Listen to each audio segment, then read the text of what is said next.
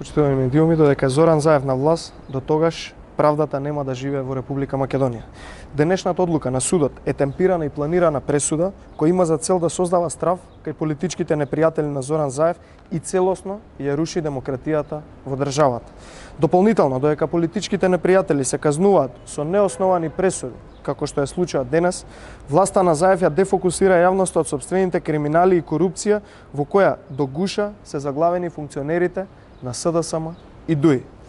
Ваквата пресуда не е ништо друго, туку продолжување на праксата на власта да се изживува со судбини во случајот со лица кои во постапката покажаа дека се невини, а судот пресудителната одлука е темели само на исказ на човек со дебело криминално досие кој што според вештачењето се докаже дека воопшто и не бил присутен на местото за кое што сведочи.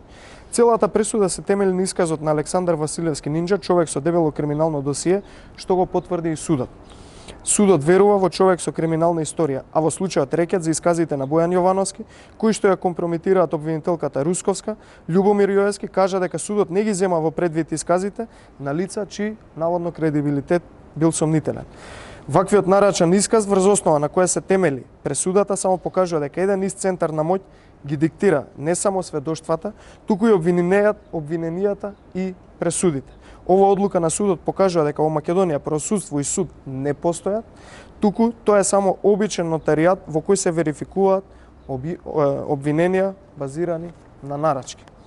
Почитувани граѓани, судиите и обвинителите кои му слугуваат на Заев треба да знаат дека брзо ќе дојде време кога ќе треба да дадат одговор за сите вакви одлуки. Што повеќе да се говори за правосудството во Македонија и правда кога на чело на судскиот совет се именуваат лица од кабинети на политичари без грам судско искуство кои на таа позиција дошле по партиски диктат. Еклатантен пример за тоа е Павлина Црвенковска, председателот на судскиот совет, која дојде на таа позиција откако порано извршуваше функција шеф на кабинет на премиер и владин функционер на политичка влада на СДСМ. Исто и со последниот пример со советничката на Заев, која истовремено е финансиер на СДСМ и владин член на бордот на Телеком, Тања Чачарова Илиевска, и сето ова е само потврда за она кое што го говориме.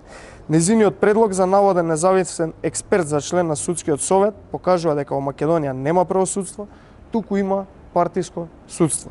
Судскиот совет е тој кој именува и разрешува судии, а гледаме дека од таа позиција може и да влијае на нивната работа и нивните пресуди. Благодарам.